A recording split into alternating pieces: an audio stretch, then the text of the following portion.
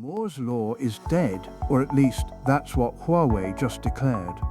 For 60 years, the formula was simple. Make transistors smaller, pack more onto a chip, get faster performance, lower cost. Every 2 years, double the density. That was the promise.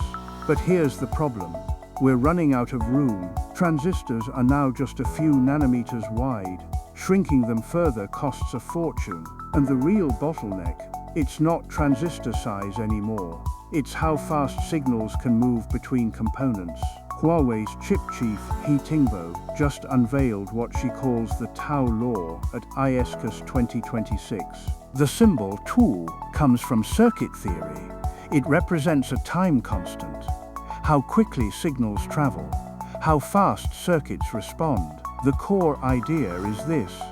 Stop obsessing over smaller transistors, start optimizing for shorter signal paths and lower latency. The main technology behind this is called logic folding. Instead of laying circuits flat across a 2D chip, you fold them vertically. Critical signal paths get shorter.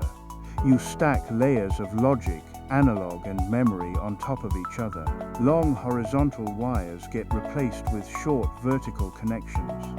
It's like comparing a sprawling city with long roads to a skyscraper where everything is connected by elevators. The distance information travels shrinks dramatically. The numbers Huawei claims are striking. At the same manufacturing process node, transistor density goes up roughly 55%. Power efficiency improves by about 41%, and by 2031 they say systems built on the Tau law could match what a 1.4 nanometer process would give you. Here's why this matters politically. China can't get cutting-edge EUV lithography tools because of US export controls. TSMC and Samsung are racing to shrink transistors further. Huawei can't follow that path. Better architecture, better packaging, better interconnects. Better system design, not smaller transistors, smarter ones. Now, is this actually a replacement for Moore's law? That's still up for debate.